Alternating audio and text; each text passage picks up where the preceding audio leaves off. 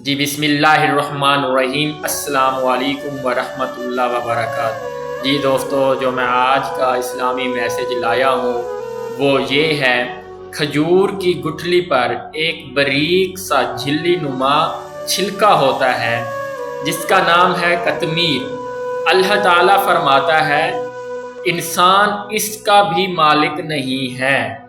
تو زمین پر بسنے والوں، اے انسانوں، تکبر کس چیز کا ہے؟ فخر کس چیز کا کرتے ہو؟ غرور کس چیز کا ہے؟